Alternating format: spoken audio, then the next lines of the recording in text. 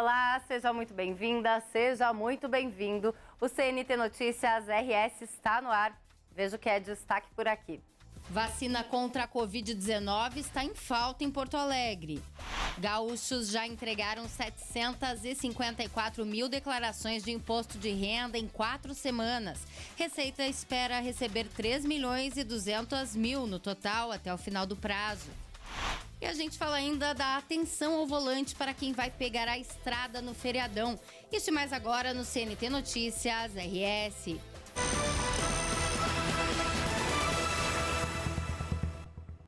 Porto Alegre enfrenta a falta de doses de vacinas contra a Covid-19 nesta semana. O início da vacinação contra a gripe aumentou a demanda também pela vacina da doença pandêmica e consumiu os estoques da capital gaúcha. Postos de saúde de Porto Alegre indicaram a falta do imunizante contra a Covid-19. Atualmente, o SUS disponibiliza doses para crianças de 6 meses a 4 anos, pessoas a partir de 60 anos, imunossuprimidos, doentes crônicos e grávidas. As vacinas são compradas pelo Ministério da Saúde e repassadas aos estados, que distribuem aos municípios. De acordo com a Secretaria Municipal da Saúde de Porto Alegre, o envio de novas doses já foi solicitado ao governo federal. Quem ficou sem a vacina deve prestar atenção nos canais oficiais da Prefeitura, que vão informar a população quando novas doses estiverem disponíveis. Segundo a Secretaria, a regularização do estoque é fundamental para as estratégias de imunização, principalmente na prevenção de casos graves e óbitos. Apenas neste ano, 35 casos de síndrome respiratória aguda grave já foram registrados na capital devido à Covid-19 e 7 pessoas morreram em decorrência da doença. O Ministério da Saúde informou que nesta semana enviou mais 2 milhões e 200 mil doses da vacina contra a Covid-19 para todos os estados e também para o Distrito Federal, garantindo estoque suficiente para atender as demandas regionais. Com essa entrega, a pasta totaliza 6 milhões e 300 mil doses distribuídas nos primeiros meses deste ano. O envio deve normalizar o atendimento aos grupos prioritários em Porto Alegre nos próximos dias. Até o momento, os gaúchos já entregaram cerca de 754 mil declarações de imposto de renda à Receita Federal. O órgão espera receber este ano quase 3 milhões e 200 mil declarações do Rio Grande do Sul até o dia 29 de maio, fim do prazo. O prazo para apresentação da declaração do Imposto de Renda de 2026, ano base 2025, começa na próxima segunda-feira, dia 23, e segue até 29 de maio. A documentação anual de ajuste do IR poderá ser enviada pela internet, pelo programa da Receita Federal ou entregue em mídia removível em uma das unidades da Receita Federal durante o horário de expediente.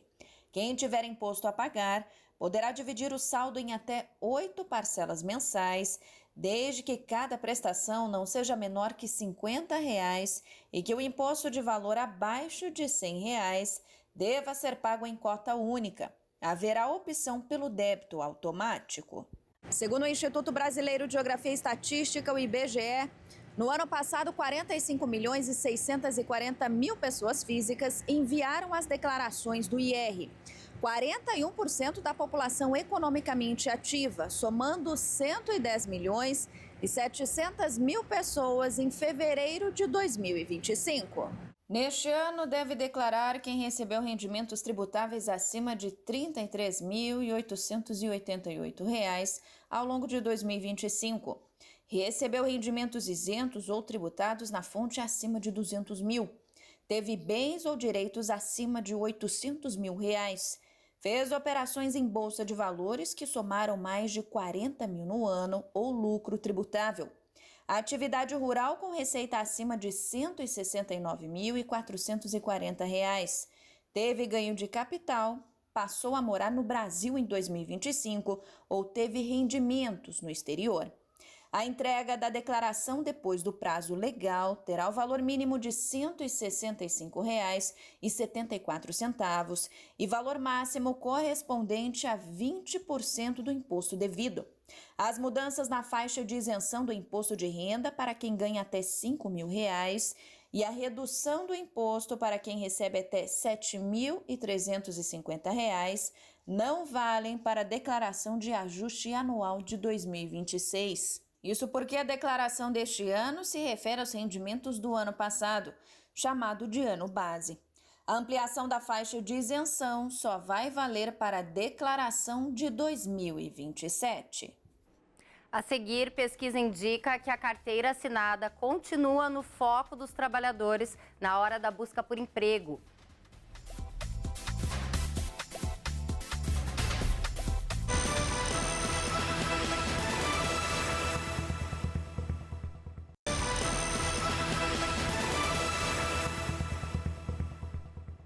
Uma pesquisa realizada pela Confederação Nacional da Indústria mostra que o regime de trabalho CLT lidera a lista de preferência no Brasil na hora de buscar um emprego. A carteira assinada continua sendo a preferência dos brasileiros.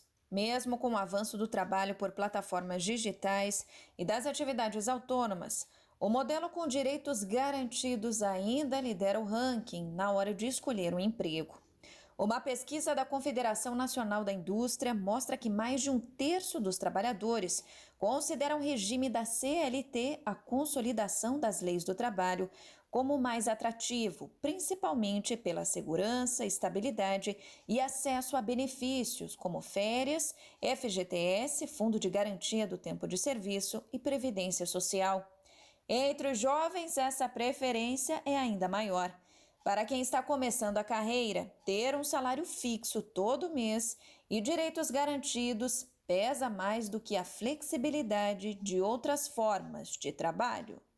Apesar das mudanças no mercado de trabalho e do crescimento das plataformas digitais, o que essa pesquisa revela, segundo especialistas, é que na prática o brasileiro ainda valoriza a segurança.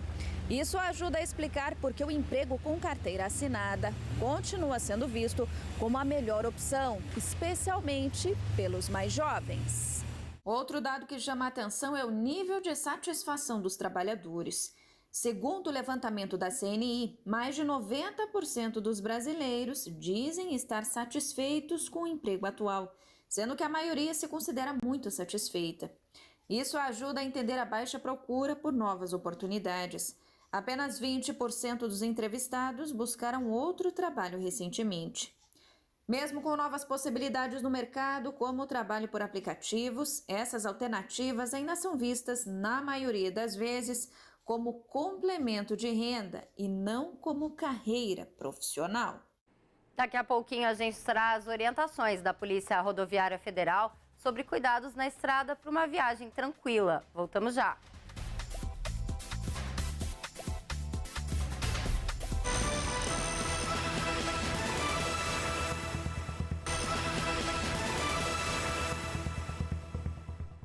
Feriadão e muita gente está se preparando para viajar. Mas, para o passeio terminar bem, a atenção e respeito às leis de trânsito são fundamentais. Pequenos descuidos ao volante, como mexer no celular ou se distrair, podem ter consequências graves e até fatais. Férias é tempo de pegar a estrada, mas para a viagem ser tranquila, o motorista deve estar focado na direção. Checar o celular, mexer no rádio ou olhar pelo retrovisor, que acontece no banco de trás, deve ser responsabilidade do passageiro e não do motorista. Isso porque um pequeno desvio da atenção pode trazer consequências graves. Hoje é comum, infelizmente, a gente ver que tem muita gente que está dirigindo e olhando no celular. Dirige um pouquinho e olha no celular. Isso aí é extremamente ruim para uma direção segura. O motorista que está na direção do carro, ele tem que estar com a atenção focada na estrada, né? E não ali se distraindo com o celular ou com qualquer outra coisa. O uso do cinto de segurança garante que, no caso de um acidente, as pessoas permaneçam presas ao veículo e não sejam arremessadas uma contra as outras ou até mesmo para fora. Isso evita impactos maiores, fraturas e feridas mais graves e pode salvar vidas. A questão do uso do cinto de segurança ela é fundamental por todos de dentro do carro. É comum em nossas fiscalizações a gente abordar o veículo e perceber que só está ali o motorista e o passageiro do banco da frente com cinto. O pessoal no banco de trás né, totalmente livres, soltos ali, em caso de uma colisão, por mais simples que seja, essas pessoas são projetadas para frente e muitas vezes acabam se machucando. O acidente que mais causa mortes nas estradas, nas rodovias federais, é a colisão frontal. Por isso, a ultrapassagem deve ser feita apenas quando permitido. E se o motorista tiver uma margem de segurança para entrar e sair da pista contrária, sem se aproximar demais de algum veículo que venha nessa direção. Nós acreditamos que para uma viagem efetivamente segura, o motorista ele deve respeitar a sinalização de trânsito. A sinalização de trânsito ela não está ali por enfeite, ela está ali para indicar um comportamento que ele é obrigatório.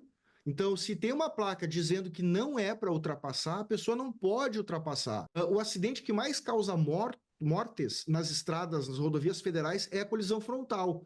E o que nós percebemos é que grande parte das vezes envolvem ultrapassagens em locais proibidos. Além das ultrapassagens irregulares, outro fator que agrava muito qualquer situação na estrada é a alta velocidade. Os limites permitidos são calculados com base em fatores de segurança em cada trecho, e andar acima deste limite traz riscos de acidentes, além de aumentar a gravidade de qualquer situação.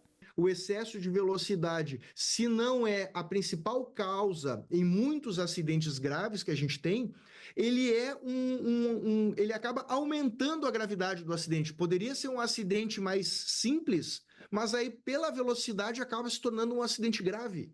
Então é algo que o nosso motorista, que todos nós temos que cuidar. No futebol, o jogador que infringe a regra pode acabar expulso de campo. Mas na vida ninguém quer o fim de jogo.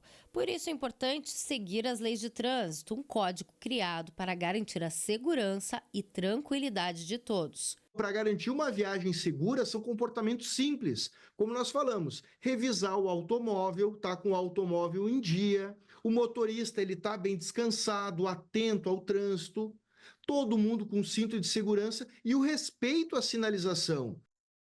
O CNT Notícias RS termina por aqui. Eu te vejo no próximo jornal. Até mais.